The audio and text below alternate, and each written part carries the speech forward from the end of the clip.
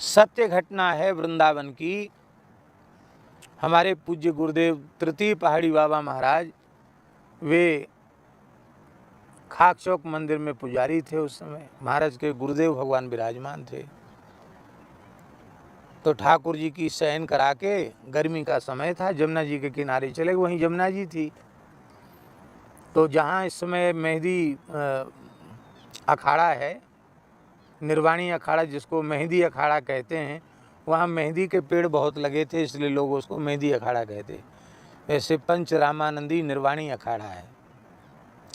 वहीं से सट कर के, ये बात लगभग 80-90 साल पुरानी बात होगी। तो वहीं से यमुना जी का प्रवाह चलता था और यमुना जी में बड़ा निर्मल जल था। तो गर्मी के हिसाब से महाराज जी यमुना जी के तट पे चले गए। ठाकुर जी को शयन करा के वहीं माला फेरेंगे। तो वहाँ उनको क्या दिखाई पड़ा कि एक महात्मा जिनका शरीर रात्रि के, चांदनी रात थी, बैसाख का महीना था, चांदनी रात थी और बैशाख शुक्ल दशमी थी। चंद्रमा खूब प्रकट था, चांदनी खिली हुई थी। उस चांदनी में भी उनका शरीर ऐसा चमक रहा था जैसे दूसरा चंद्रमा धरती पर उतर आया। ऐसा प्रकाश उनके शरीर से निकल रहा था। श्वेत जटा थे, श्वेत दाढ़ी थी और अस्थि मात्र शरीर था। शरीर केवल हड्डी हड्डी ही था, उस पर कहीं मांस वगैरह नहीं दिखाई पड़ रहा था, बस हड्डी और ऊपर से चमड़ी चिपकी हुई है, गौरवर्ण। और एक महात्मा बैठ के भजन कर रहे हैं। महाराज आश्चर्य हुआ कि ऐसे महात्मा तो देखे नहीं। तो उनको प्रणाम किया, लेकिन उन्होंने देखा नहीं, वो अपने आराम से भजन कर रहे थे। तो महाराज जी बोले हम आए, आकर के गुरु महाराज को बताया। गुरु महाराज लेट गए थे। गुरु महाराज को कहा कि महाराज जी ऐसे एक महात्मा दिखाई पड़ रहे हैं, तो आज तक ऐसे संत देखे नहीं। अरे बोले कोई सिद्ध पुरुष आए हैं, चलो। और खाली हाथ नहीं चलना चाहिए, कुछ लेके चलो। तो ठाकुर जी के शयन कराने के बाद दूध रखा था, भगवान के प्रसादी दूध, एक कुल्हड़ में, मिट्टी के कुल्हड़ में दूध लेके गए महाराज के गुरुजी और महाराज। जाकर उनको प्रणाम किया, प्रार्थना की। तो उन्होंने,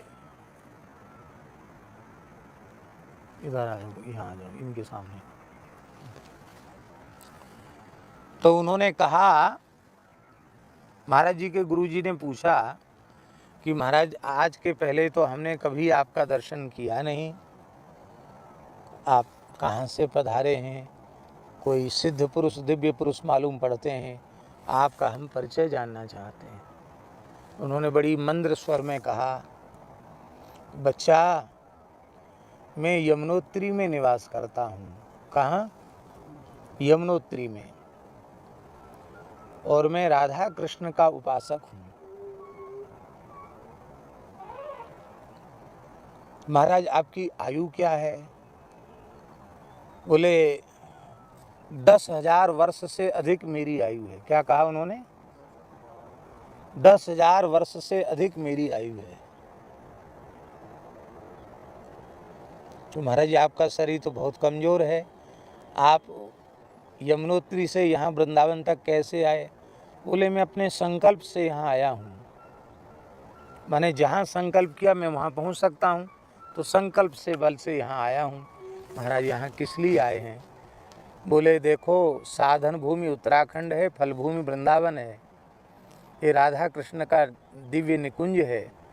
तो मैं यहाँ अपने देह त्याग करने के लिए आया हूँ, हमको वृंदावन की रज मिले इसके लिए मैं आया हूँ। तो कल एकादशी है और कल सवेरे 4 बजे हमारा शरीर पूरा हो जाएगा, वो महात्मा बोले। तो महाराज जी ने कहा कि कुछ महाराज जी ग्रहण कर लें, हम दूध लेके आए हैं, भगवान का प्रसाद है, रघुनाथ जी का शयन भोग का दूध भोग है। तो उन्होंने हाथ जोड़कर कहा कि मैं 10,000 वर्ष से केवल वायु का ही आहार कर रहा हूँ। क्या कहा? अन्न जल कुछ ग्रहण नहीं करता हूँ, लेकिन आप ठाकुर जी का, गोपाल जी का प्रसाद लेके आए हैं तो हम एक कण का स्पर्श करेंगे। तो कहते कुल्हड़ उन्होंने ऐसे लिया, ऐसे थोड़ी सी जीभ छुपाई उससे, दूध से एक बूंद लगा कि नहीं लगा भगवान जाने, ऐसी जीभ छुपाई और कुल्हड़ रख दिया।